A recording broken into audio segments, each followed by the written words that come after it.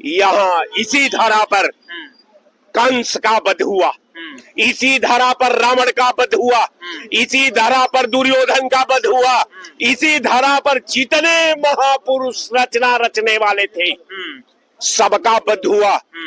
और मुझे लगता है कि आपका भी वध समय की पुकार है। अगर मानवता को जिंदा रखना है तो ये पैरा का खात्मा करना समय की पुकार है।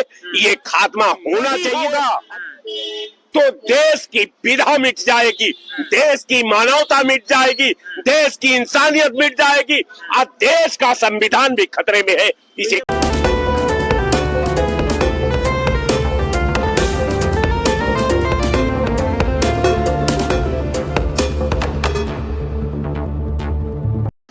नमस्कार, जोहार। मैं हूं विवेक कुमार। आप देख रहे हैं ओबीसी टाइम्स और अभी मौजूद हैं लखनऊ में। उत्तर प्रदेश की सियासत गरमाई हुई है, सियासत में बवाल मचा हुआ है और लगातार जो विपक्ष की पार्टियां हैं वो कहीं ना कहीं अपना राजनीतिक एजेंडा सेट करने में लगी हुई हैं।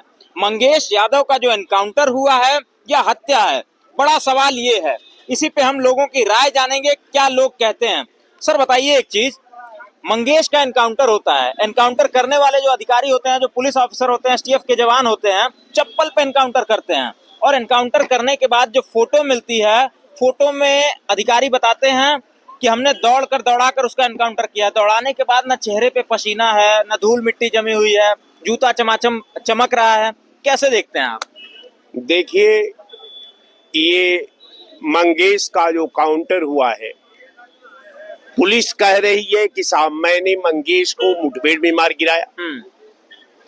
उसके परिजन कह रहे हैं कि साहब ये 2 दिन पहले उठा लिए। अब देखिए, बड़ा अजीबोगरीब तब मामला होता है जब पीड़ा पक्ष कह रहा है कि साहब ये 2 दिन पहले हमारे भाई को, भतीजा को हमारे घर से उठा लिया। अब पुलिस प्रशासन का पक्ष कह रहा है कि हमने मुठभेड़ में मार गिराया। भाई चलिए, हम पीड़ा पक्ष के बात को नजरअंदाज कर देते हैं, हम प्रशासन के पक्ष पर ही आज आप पर डिबेट करते हैं। जब प्रशासन ने मुठभेड़ किया तो अभिलेख, ये समाचार पत्रों और वीडियो के क्लिप से जो मैंने अवलोकन किया कि उसके साथ और लोग थे।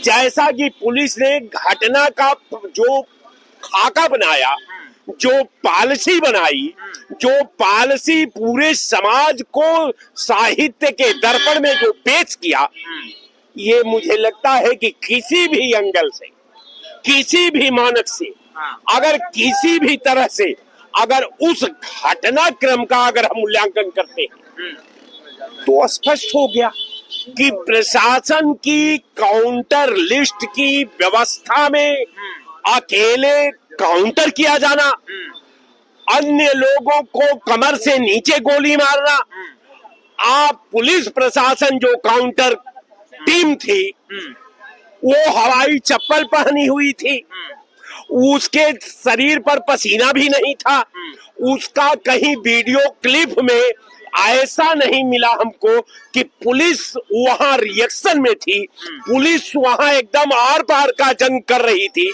और पुलिस के माथे पर सीकन भी नहीं था, पसीना भी नहीं था, उनमें कोई घबराहट भी नहीं थी और काउंटर हो गया। भाई बहुत अच्छी बात है।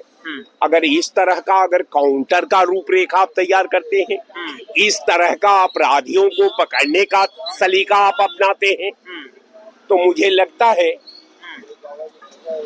कि सरकार को इस पूरे घटनाक्रम पीड़ा पक्ष का पक्ष सुनते हुए प्रशासन की जो प्रक्रिया है, प्रशासन का जो घटनाक्रम है, प्रशासन ने जो घटनाक्रम का अभिलेख शासन के पटल पर रखा है, मैं समझता हूं कि वो अभिलेख का रीडिंग होनी चाहिए, उस अभिलेख पर जांच होना चाहिए, उस घटनाक्रम का जांच होना चाहिए किसी एजेंसी के माध्यम से, ताकि दूध का दूध और पानी का पानी, चूंकि पीड़ा पक्ष और सापेक्ष में प्रशासन का पक्ष जो है, दोनों अगर हम एक साथ मूल्यांकन करते हैं तो पुलिस का इस काउंटर व्यवस्था में पूरी तरह किसी भी मानक से, किसी भी एंगल से, किसी भी तरह से आप मूल्यांकन करते हैं तो घटना क्रम का सारा मानक ये दर्शाता है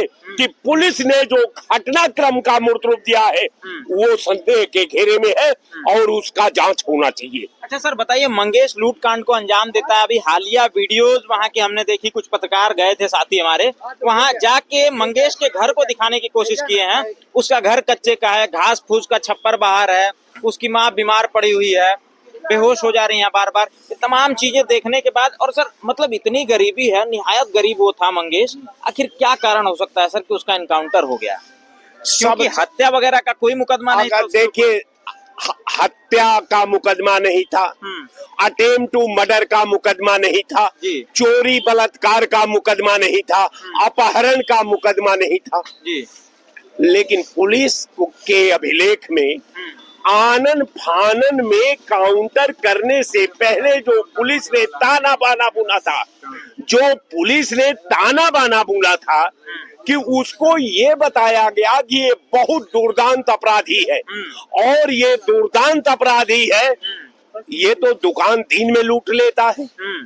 अब सवाल यह है कि यहाँ तो बड़ा अजीबोगरीब बात है कि भाई एक आदमी सरेआम मार्केट में घुस करके, वो भी मध्य मार्केट में किसी ज्वेलरी का दुकान में घुस जाना, उसको गोली मार देना, उसका करोड़ों रुपया का सामान लूटने लेना, अगर एक आदमी है तो क्या ये संभव है? क्या नहीं, बिल्कुल नहीं।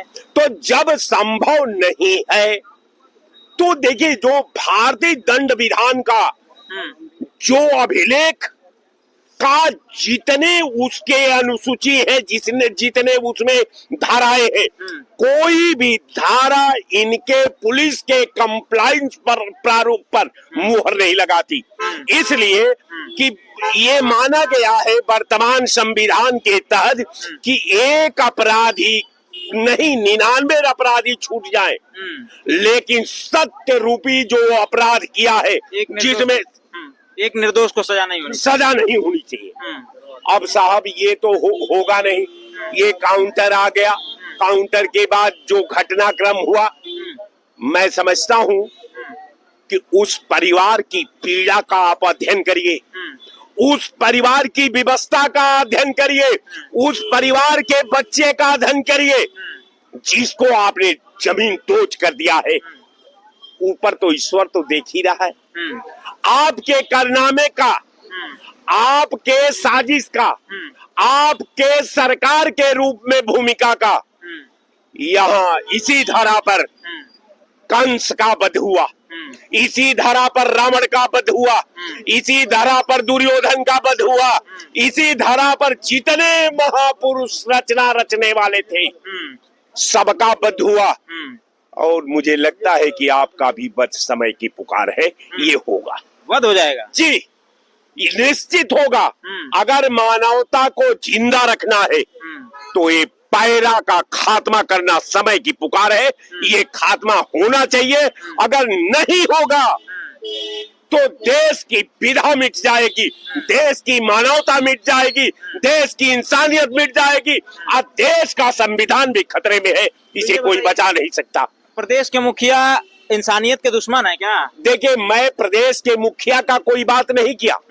प्रदेश का मुखिया काउंटर लिस्ट के पहरे में कहीं एंट्री नहीं कराता, इसलिए मैं उस मुखिया को इसमें नहीं ले आना चाहता, घसीटना नहीं चाहता, मैं मुखिया के साथ अन्याय नहीं करना चाहता, लेकिन मुखिया से आग्रह जरूर करना चाहता हूँ कि ये पूरा घटनाक्रम अति संवेदनशील है। अच्छा ये बताइए कि यादव की हत्या होती है, यादव का एनकाउंटर होता है, अब हत्या है कि एनकाउंटर है इसमें संशय है अभी, लेकिन इस पर योगी आदित्यनाथ जी का एक बयान आता है कि एक यादव का एनकाउंटर हुआ, एक डकैत का एनकाउंटर हुआ तो सपाई बिलबिला उठे। देखिए, अब जोगी जी हैं, एक तो संत भी है, दूसरा मुख्यमंत्री भी है, तीसरा सरकार भी है। तो भाई एक एक उनके पॉइंट का, एक एक शब्द का जब संधि विच्छेद होगी, जब उसकी व्याख्या होगी, तो इसके तीन तीन रूप एक एक शब्द में दिखाई देंगे। तो बाबा है, तो हम बाबा से तो सवाल नहीं कर सकते।